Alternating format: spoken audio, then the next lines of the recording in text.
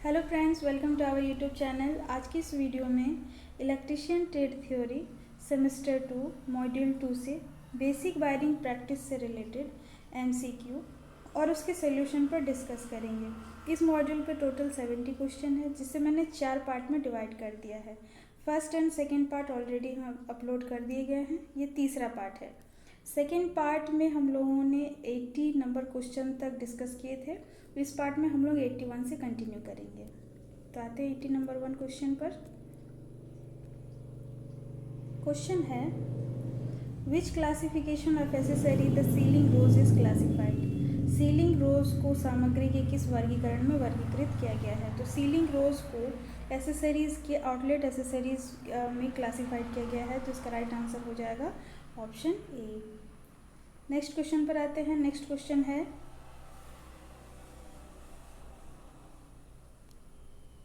What is the purpose of the circuit diagram in wiring installation. Wiring installation में परिपथ आरेख का क्या उद्देश्य है।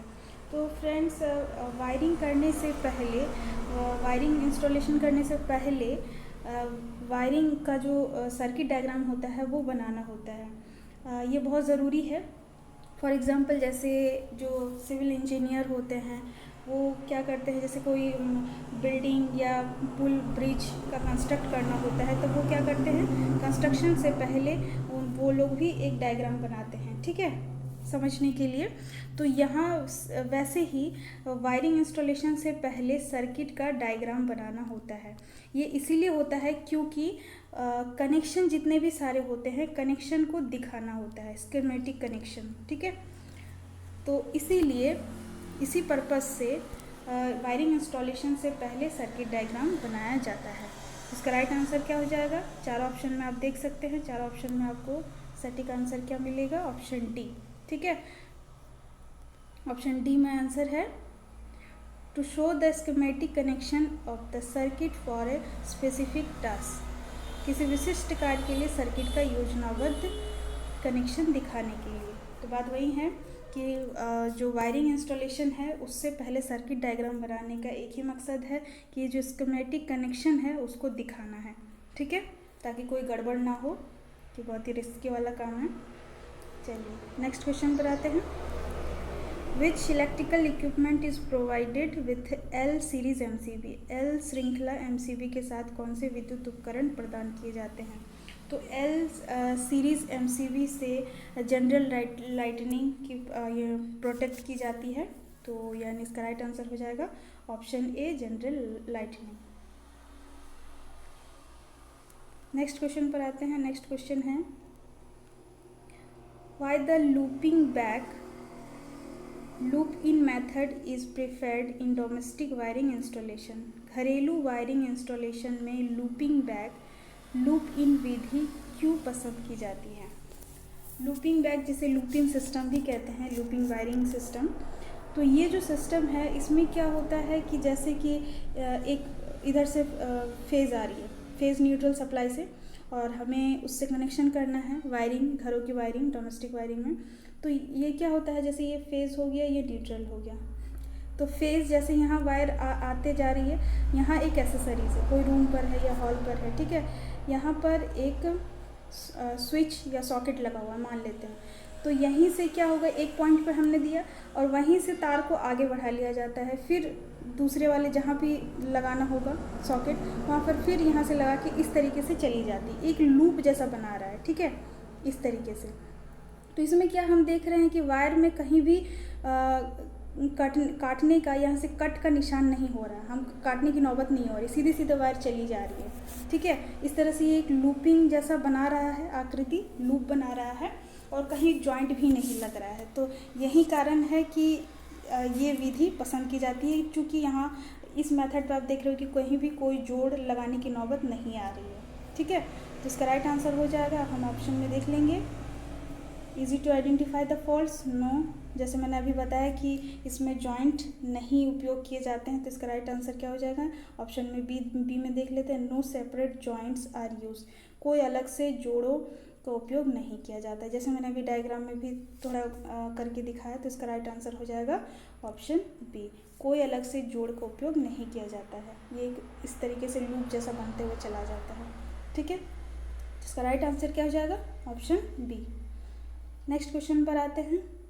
नेक्स्ट क्वेश्चन है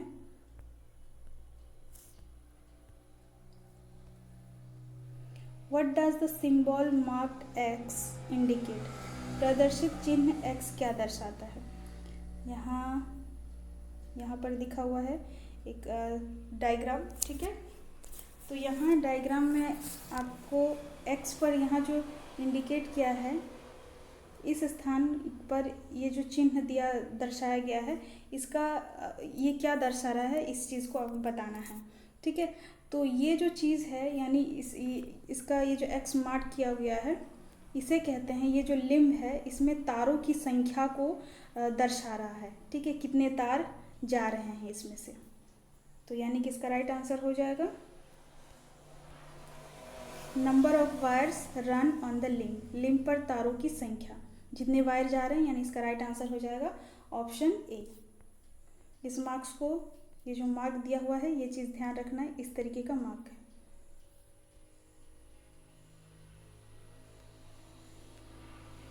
नेक्स्ट क्वेश्चन पर आते हैं। नेक्स्ट क्वेश्चन है what is the name of wiring method? Wiring विधि का नाम क्या है?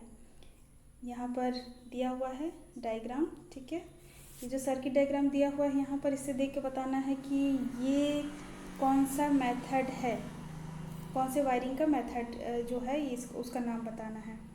तो ये जो डायग्राम दिया हुआ है, ये है लूपिंग बैक मेथड का। ठीक है, तो इसका राइट आंसर हो जाएगा ऑप्शन बी, यानी looping back method. Next question पे आते हैं। नेक्स्ट क्वेश्चन है what is the name of the diagram? आरेख का क्या नाम है? आरेख पर आते हैं।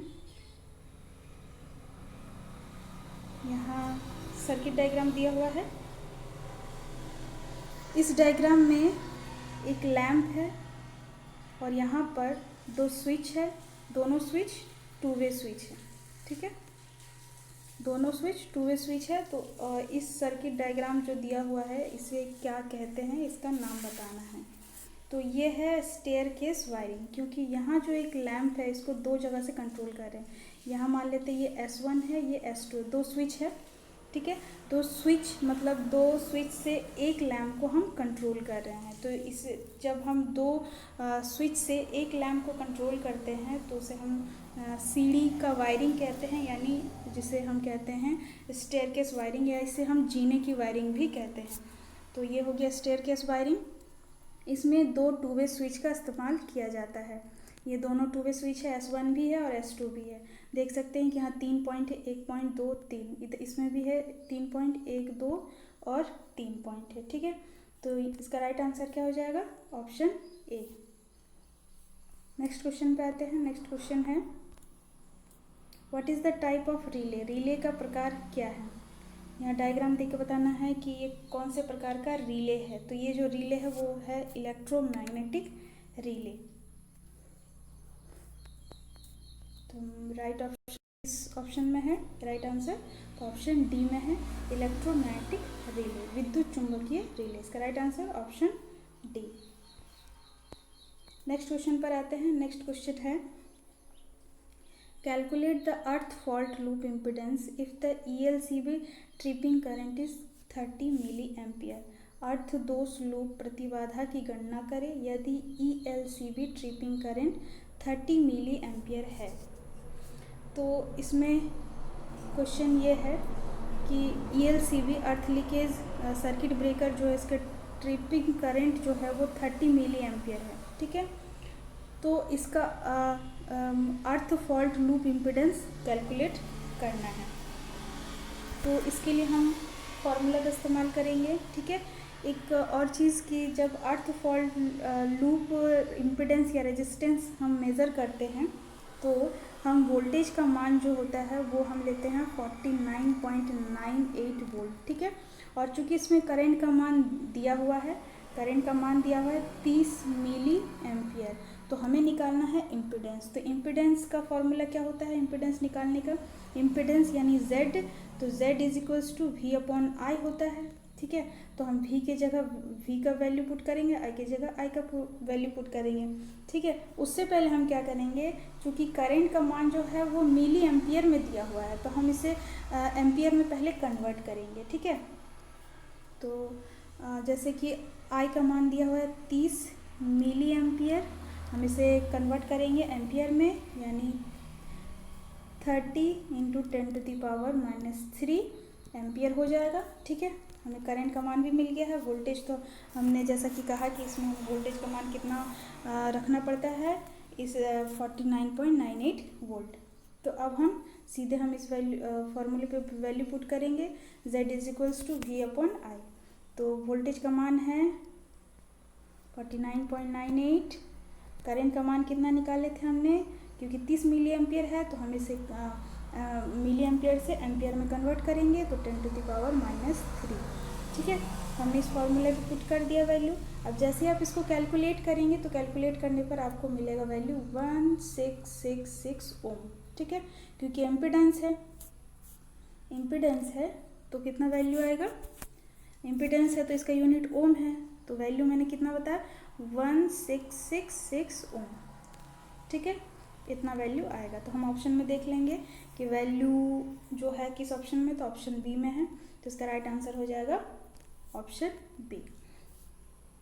नेक्स्ट क्वेश्चन पे आते हैं। नेक्स्ट क्वेश्चन है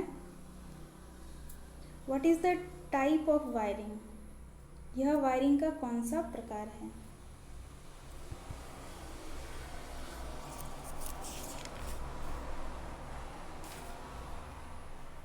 यहाँ पे दिया हुआ है कि फिगर देख के बताना है कि कौन से प्रकार का वायरिंग है। तो ये जो वायरिंग है ये है क्लीट वायरिंग, इसे हम क्लीट वायरिंग कहते हैं। जनरली ये जो क्लीट वायरिंग होता है, ये क्लीट वायरिंग कहाँ इस्तेमाल करते हैं, जैसे छोटे मोटे फंक्शन में, शादी घरों में, या कोई जैसे समारोह हो गया, उन सब में हम क्लीट वायरिंग का ही इस्तेमाल करते हैं। ये एक प्रकार का टेम्पररी होता है, ठीक है। ये टेम्पररी होता है, कहने का मतलब है वायर उठाया, वायर को ले चला, बल्ब लगाना है, फैन लगाना है, वहाँ तक कनेक्शन कर दिए वायर को उठा के, ठीक है।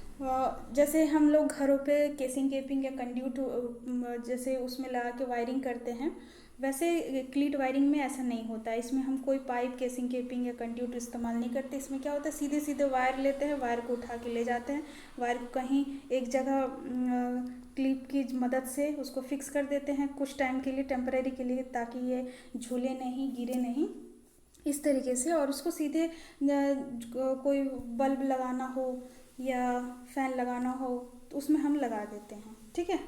ये टेम्परेरी होता है और इस वायरिंग का नाम है क्लीट वायरिंग। तो इसका राइट आंसर हो जाएगा ऑप्शन बी। नेक्स्ट क्वेश्चन पर आते हैं। नेक्स्ट क्वेश्चन है what is the length of thread on rigid conduits as per BIS।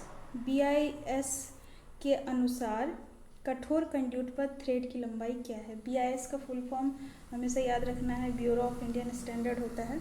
तो ब्यूरो ऑफ इंडियन स्टैंडर्ड के अनुसार जो कंड्यूट पाइप होती है, कठोर कंड्यूट पर उसकी जो थ्रेड होती है, उसकी थ्रेड की लंबाई कितनी होती है। तो थ्रेड की जो लंबाई होती है वो 11 मिलीमीटर टू 27 मिलीमीटर तक होती है, ठीक है। यानी इसका राइट आंसर हो जाएगा option B, 11 mm to 27 mm। Next question पे आते हैं। नेक्स्ट क्वेश्चन है which type of conduit used for gas tight explosive installation. Gas tight विस्फोटक स्थापना के लिए किस प्रकार का कंड्यूट का उपयोग किया जाता है।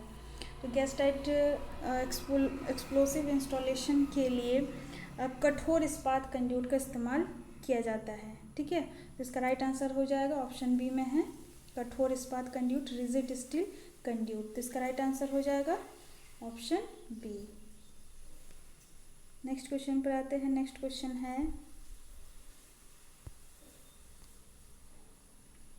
What is the function of circuit breaker. Circuit breaker का कार्य क्या है। सर्किट ब्रेकर जैसे कि आप सभी जानते हैं कि घरों पे हम जो सर्किट होते हैं उसको बचाने के लिए, परिपथ को बचाने के लिए फ्यूज़ का इस्तेमाल करते हैं या सर्किट ब्रेकर का इस्तेमाल करते हैं। फ्यूज़ में क्या होता है, फ्यूज़ एलिमेंट होता है। जब ओवरलोड या शॉर्ट सर्किट के केस में जब ओवरलोड हो जाती है तो क्या होता है, करंट का मान अधिक हो जाता है और जिसकी वजह से क्या होता है, ये जो फ्यूज़ का एलिमेंट होता है वो मेल्ट हो जाता है और सर्किट को वो बचा लेता है, क्योंकि सर्किट को वो ब्रेक कर देता है। उसी प्रकार सर्किट ब्रेकर भी क्या करता है, सर्किट को उसी प्रकार से ब्रेक करता है। और इसमें क्या होता है, इसमें कोई एलिमेंट मेल्ट तो नहीं होता है, लेकिन ये क्या होता है, ये ट्रिप कर जाती है। ठीक है, क्योंकि सर्किट ब्रेकर में क्या होता है, सर्किट ब्रेकर में रिले इस्तेमाल किया जाता है। तो रिले क्या करता है, सेंस करता है। ठीक है, सेंस करके बताता है कि हाँ जो सर्किट है उसमें फॉल्ट है। और ये सेंस करके, जैसे इसमें आप सभी पढ़े होंगे कि इसमें इलेक्ट्रो मैग्नेटिक कॉइल होते हैं, जिसकी वजह से क्या होता है, ये सेंस करके, और इसमें ट्रिपिंग कॉइल भी होते हैं, वो क्या करता है, सीधे उसको बता देता है सर्किट ब्रेकर, और वो क्या करती है, ट्रिप कर जाती है।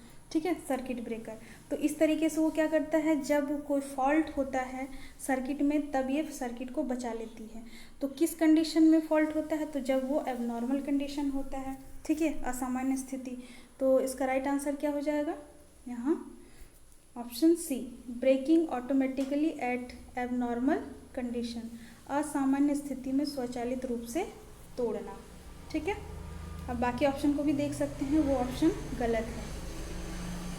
हम सभी ऑप्शन में नहीं जा रहे हैं, क्योंकि सभी ऑप्शन में अगर डिस्कस करेंगे तो वीडियो काफ़ी ज़्यादा लंबा हो जाएगा, तो इसीलिए मेन हम आंसर पर ही डिस्कस कर रहे हैं। ठीक है, तो यानी कि मेन फंक्शन क्या है सर्किट ब्रेकर का, सर्किट ब्रेकर का मेन फंक्शन होता है, जो एबनॉर्मल कंडीशन होता है सर्किट में तो उसे क्या कर देता है, उसको ब्रेक कर देता है। ठीक है, तो इसका right answer option C. Next question पे आते हैं। नेक्स्ट क्वेश्चन है, what is the function of bimetallic strip in MCB. MCB में द्विधात्विक पट्टी का कार्य क्या है। ये जो बायोमेट्रिक पट्टी लगी होती है एमसीबी, ये ओवरलोड प्रोटेक्शन करती है, मतलब प्रोटेक्शन देती है। ठीक है, इसका यही कार्य होता है। तो यानी कि बायोमेट्रिक स्ट्रिप जो होता है एमसीबी में, उसका काम होता है ओवरलोड प्रोटेक्शन देना, यानी अतिभार से बचाना। तो इसका राइट आंसर हो जाएगा ऑप्शन ए। नेक्स्ट क्वेश्चन पे आते हैं। नेक्स्ट क्वेश्चन है, what protection offered by residual current circuit breaker. अवशिष्ट धारा सर्किट ब्रेकर द्वारा क्या सुरक्षा प्रदान की जाती है।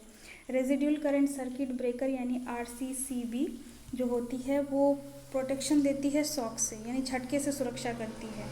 ठीक है, इसका यही जो है काम होता है, यही इसका कार्य है। ठीक है, तो यानी ये क्या करता है, RCCB residual current circuit breaker, ये झटके से सुरक्षा यानी प्रोटेक्शन देता है फ्रॉम शॉक। तो इसका राइट आंसर हो जाएगा ऑप्शन ए।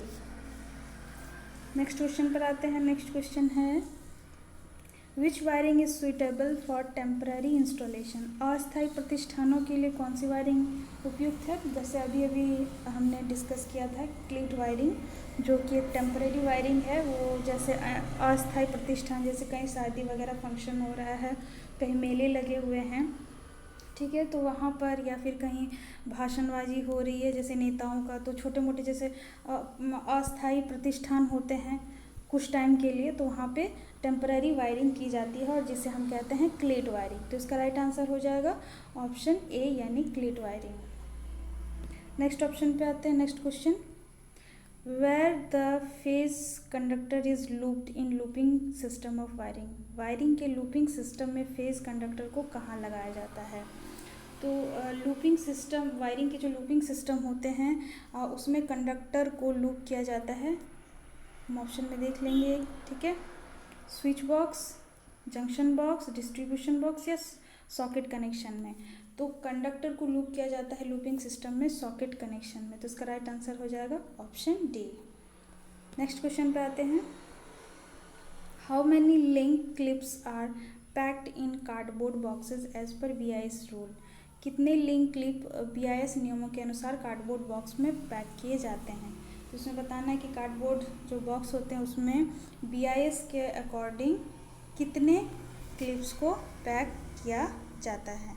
ठीक है, तो ऑप्शन में देख लेंगे। वैसे 100 होता है, ऑप्शन ए 50, 75, 100 या 150। तो इसका राइट आंसर हो जाएगा 100 क्लिप्स। ठीक है, right option, right answer option C. Next question पर आते हैं। नेक्स्ट क्वेश्चन है what is the application of the wiring circuit. Wiring circuit का अनुप्रयोग क्या है। तो यहाँ एक वायरिंग सर्किट दिया हुआ है, इसको हम देख लेते हैं। ठीक है, यहाँ पर आप देख सकते हैं कि यहाँ 2 लैंप लगा हुआ है, लैंप 1, लैंप 2, और साथ ही साथ एक 2 वे स्विच भी है और एक 1 वे स्विच भी है। मैंने जैसे बताया था कि 1 वे स्विच में 2 पॉइंट होंगे और 2 वे स्विच में 3 पॉइंट होंगे। ये 1 वे है, ठीक है, और ये वाला 2 वे है। 2 वे में 3 पॉइंट है, 1 2 3, और 1 वे में 2 पॉइंट है, 1 2। ठीक है, पहचानने के लिए, और 2 लैंप भी लगे हुए हैं। तो ये जो सर्किट दिया हुआ है इसका यूज़ क्या है, तो देखिए मैं बताती हूँ। जैसे कि देखिए दोनों लैंप कनेक्शन क्या है, न्यूट्रल यहाँ से यहाँ गया है, इसी का दूसरा सिरा फिर L1 को दिया हुआ है न्यूट्रल का। ठीक है, और जो लाइन है, लाइन सिंगल वे से होते हुए, ये जो सिंगल वे स्विच है, 1 वे स्विच, ये होते हुए 2 वे स्विच में गया है। ठीक है, एक पॉइंट पे, और 2 वे स्विच का एक पॉइंट L1 पर गया है और 2 वे स्विच का एक पॉइंट फिर L1 से कनेक्ट है। ठीक है, कनेक्शन बिल्कुल क्लियर है, कोई दिक्कत नहीं है। तो अब देखिए एक चीज़, जैसे कि हम अगर 1 वे स्विच की बात करते हैं तो 1 वे में 2 पॉइंट होता है, 2 पॉइंट होता है। आप पीछे बैक साइड आप देख सकते हो, 2 टर्मिनल जैसा निकला हुआ रहता है जिसमें हमें तार कनेक्ट करने होते हैं। ठीक है, तो जब हम स्विच का जो लीवर होता है हम नीचे की ओर प्रेस करते हैं, तब क्या होता है कि यहाँ पर क्या होता है, ये दोनों पॉइंट कनेक्ट हो जाते हैं। ठीक है, और जैसे ही हम स्विच को ऊपर की ओर लीवर पुश कर देते हैं तो क्या होता है कि ये जो 2 पॉइंट जुड़ा हुआ था अब ये ब्रेक हो जाता है, ऐसा होता है। ठीक है, ये 1 वे के केस में होता है। अगर हम 2 वे की बात कर लेते हैं तो 2 वे में कितने पॉइंट होते हैं, 3 पॉइंट होते हैं। 3 पॉइंट में स्विच का लीवर अगर ऊपर की ओर है, ठीक है, जैसे 1 वे का ऑफ कंडीशन कैसा होता है वैसे अगर स्थिति है तो ये जो फर्स्ट पॉइंट है और दूसरा पॉइंट है ये दोनों जुड़ा हुआ होता है, ये याद रखना है। ठीक है, और जब हम 2 वे का स्विच जो हम नीचे की ओर प्रेस करते हैं, ठीक है, जैसे 1 वे का ऑन कंडीशन है, उस वक्त ये मिडिल वाला पॉइंट और नीचे वाला पॉइंट जुड़ जाता है, ये हमेशा याद रखना। ठीक है, जब ऊपर की ओर हो तो ऊपर का 2 पॉइंट जुड़ा होता है, जब नीचे की ओर हो तो नीचे का 2 पॉइंट जुड़ा हुआ होता है। ठीक है, ये हमेशा याद रखना है। तो अब आप आते हैं सर्किट में। तो यहाँ पर ये जो 2 वे स्विच है इसको ध्यान से समझना है, तभी इस प्रश्न का उत्तर को आप अच्छे से समझ पाओगे, अदरवाइज़ रटना पड़ेगा। तो देखो जैसे कि यहाँ मान लेते हैं ये जो 2 वे है ये वाला, तो स्टार्टिंग में क्या है, स्टार्टिंग में हम ऊपर की ओर समझ रहे हैं। ठीक है, क्योंकि नीचे वाला डैश डैश डैश में है तो ये जुड़ा हुआ अभी नहीं है, ये ऊपर वाला और मिडिल वाला जुड़ा हुआ है। ठीक है, इतना अभी समझ लीजिए। तो अब हम क्या करेंगे, जैसे ही हम सबसे पहले क्या करेंगे, फर्स्ट मान लेते हैं ये S1 है, ये S2 है, तो S1 को हम ऑन करेंगे। तो S1 को जैसे ही हम ऑन करेंगे यानी कि ये जुड़ गया। ठीक है, ये S1 है, ये S2 है, तो अभी ये ऑफ कंडीशन में है, ऐसे है। तो जैसे ही हमने इसको ऑन किया तो ये क्या हो गया, जुड़ गया। तो जुड़ गया तो क्या होगा कि जो सप्लाई है वो यहाँ से होते हुए फेज़ यहाँ से होते हुए, चूँकि मैंने बताया कि अभी जो 2 वे स्विच है, 2 वे स्विच ऊपर की ओर है, उसको हमने नीचे लीवर नहीं किया है, नीचे की तरफ नहीं किया, वो ऊपर की तरफ है। तो ऊपर की तरफ है मतलब मिडिल वाला और ऊपर वाला जॉइंट है, कनेक्ट है। तो यहाँ से होते हुए फेज़ जो है कहाँ जाएगी, यहाँ से होते हुए यहाँ पहुँच जाएगी। ये L1 में नहीं जाएगी। L1 में क्यों नहीं जाएगी, क्योंकि यहाँ जब S2 को आप देखिएगा तो यहाँ तो ब्रेक है, यहाँ जब ब्रेक है तो ओपन जो कोई भी सर्किट होती है उसमें करंट का फ्लो नहीं होता है। तो L1 में ना जाके L2 में जाएगी और L2 का दूसरा सिरा न्यूट्रल से कनेक्ट है। तो यानी कि इस तरीके से सिर्फ L2 का सर्किट कंप्लीट हो रहा है और इस वक्त क्या होगा, L2 पैरेलली कनेक्ट होगा क्योंकि उसको फेज और न्यूट्रल दोनों मिल रहा है। तो ये क्या होगा, ये पूरी तरीके से ग्लो करेगा, पूरी तरीके से ये जो लैम्प 2 है वो पूरा ग्लो करने लगेगा। ठीक है, ये कंडीशन हो गया। ओके, अब हम नेक्स्ट कंडीशन देखते हैं। फर्स्ट कंडीशन में आप देख लिए कि L2 जला। कब L2 जला, जब हमने स्विच 1 को ऑन किया। ठीक है, अब हम क्या करेंगे, ये ऑलरेडी ऑन है, दूसरा कंडीशन ये है। उसके बाद का स्टेप, उसके बाद हम क्या करेंगे, ये जो ऊपर की ओर कनेक्ट था अब हम उसको नीचे की ओर लाएंगे। जैसे ऊपर की ओर था, ठीक है, ऊपर की ओर था, अब हम स्विच को नीचे की ओर लाएंगे। तो नीचे की ओर लाएंगे तो क्या होगा, मिडिल वाला पॉइंट और नीचे वाला पॉइंट जुड़ जाएगा। तो जुड़ेगा तो यानी कि इस तरीके से हो जाएगा। मैं फिर से दिखा देती हूँ, ये वाला जुड़ जाएगा, वो वाला ऊपर का कट जाएगा। ठीक है, तो यानी कि फेज जो है ऐसे आएगी, ऐसे होते हुए इस तरीके से आगे बढ़ेगी और L1 से होते हुए फिर L2 तक जाएगी। इधर वाले में नहीं आएगी क्योंकि यहाँ तो ओपन है। ठीक है, L2 से होते हुए एक सिरा इसका क्या हो जाएगा, न्यूट्रल से जुड़ा हुआ है। तो इस कंडीशन में क्या होगा, सेकंड वाले कंडीशन में जब हमने 2-वे स्विच को ऑन किया, यानी उसका लीवर नीचे की ओर किया, तब क्या हुआ, ये जो L1 और L2 है ये दोनों सीरीज़ में जुड़ गया। सीरीज़ में आप देख सकते हैं दोनों सीरीज़ में जुड़ गया। अब आप जैसे जानते हैं कि सीरीज़ में क्या होगा, वोल्टेज ड्रॉप होगा, इसमें भी वोल्टेज ड्रॉप होगा, इसमें भी वोल्टेज ड्रॉप होगा। वोल्टेज यानी बट जाएगा। मान लेते हैं 240 वोल्ट दिया है तो ये क्या होगा, 240 इसमें भी और इसमें भी बढ़ जाएगा। तो बढ़ने के कारण क्या होगा, ये कम रोशनी करेगा। सीरीज़ है तो सीरीज़ में कम रोशनी करेगा। और इससे पहले कंडीशन में सिर्फ L2 जला था, जब क्या हुआ, तब वो ज़्यादा रोशनी किया था। ठीक है, क्योंकि उस टाइम वो सिर्फ अकेला पैरेलल कनेक्ट हुआ था। आई होप कि आप लोगों को समझ आ गया होगा, और अगर नहीं समझ आया होगा तो आप वापस वीडियो को बैक करके समझ लीजिए और उसको एक कॉपी में वाइट पेज पर उसका जो डायग्राम है उसको अच्छे से बनाइए। ठीक है, और जैसे जैसे मैंने स्टेप करके बताया वैसे ही आप करके देखिए तो आपको पूरी तरीके से समझ आ जाएगा। तो इसमें आपने क्या देखा कि इसमें क्या हुआ, इसमें एक लैम्प बहुत जला, अधिक ग्लो किया। कैसे ग्लो किया मैंने बताया। और दूसरे कंडीशन में क्या हुआ कि ये दोनों सीरीज़ में कम जला। ठीक है, तो अब ऑप्शन में देख सकते हैं क्या ऑप्शन है। पहला ऑप्शन क्या, 2 लैम्प डीम ऑपरेशनली ओनली। ये बोल रहा है 2 लैम्प मंद संचालन, सिर्फ 2, इसमें तो हुआ था दो लैम्प सीरीज़ में कम ग्लो किया था, लेकिन ये सिर्फ ओनली लिख रहा है। तो नहीं भाई, पैरेलल में एक बल्ब ग्लो किया था तेज, तो ये ऑप्शन गलत हो जाएगा। दूसरा ऑप्शन क्या है, 2 लैम्प्स कंट्रोल्ड बाय 1 स्विच। एक स्विच से दोनों कंट्रोल हुआ, नहीं हुआ। जब हमने सिंगल 1-वे स्विच को किया था तो L2 ही जला था, और दोनों स्विच को किए तब जाके दोनों सीरीज़ में हुआ। ठीक है, तो ये भी गलत हो गया। ऑप्शन सी में हम देखते हैं क्या है, 2 लैम्प्स कंट्रोल बाय 2 स्विच। दोनों लैम्प कंट्रोल हुआ दोनों स्विच से, 2 लैम्प 2 स्विच द्वारा नियंत्रित हुआ। नहीं, हमने एक स्विच से भी एक लैम्प को जलाया था, यानी ये ऑप्शन भी गलत हो जाएगा। ऑप्शन डी में देख ले तो ऑप्शन डी क्या है, 1 lamp bright and 2 lamps dim operation. एक लैम्प उज्ज्वल और 2 लैम्प मंद संचालन। जी यही तो हमने किया था। फर्स्ट कंडीशन में क्या हुआ था कि एक लैम्प बहुत ज़्यादा जला था L2 जब हम सिंगल वे को ऑन किए थे, और दूसरे कंडीशन में दोनों सीरीज़ हो गया था जब हमने जो 2-वे स्विच है उसको हम नीचे पुश किए लीवर को, तब दोनों सीरीज़ में जुड़ के उसका जो सीरीज बन गया और उससे क्या हो गया, उसका वोल्टेज दोनों में बढ़ गया, यानी ड्रॉप हुआ, जिसकी वजह से क्या हो गया, लाइट कम जलने लगा। ठीक है, तो आप समझ गए होंगे कि राइट आंसर कौन सा होगा। तो राइट आंसर हो जाएगा option D, 1 lamp bright and 2 lamp dim operation. Next question पर आते हैं।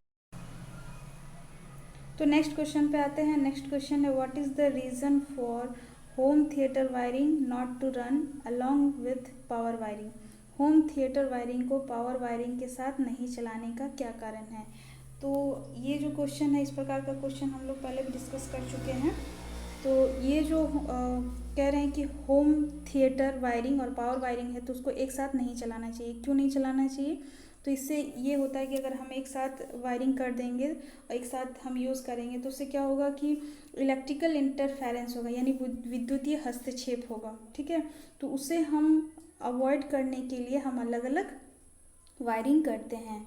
तो इसका राइट आंसर हम ऑप्शन में देख लेंगे, तो इसका राइट आंसर हो जाएगा option C, avoid electrical interference in audio video system. Audio video system में विद्युत हस्तक्षेप से बचने के लिए ही दोनों का जो वायरिंग होगा हम अलग अलग करते हैं। ठीक है, उसका राइट आंसर हो जाएगा ऑप्शन सी। फ्रेंड्स, इस वीडियो में इतना ही। नेक्स्ट और लास्ट वीडियो हम 101 नंबर क्वेश्चन से आगे कंटिन्यू करेंगे। और आई होप कि इस वीडियो में जितने भी सारे क्वेश्चन डिस्कस किए सभी आपको समझ आ गए होंगे। तो धन्यवाद। जय हिंद, जय भारत।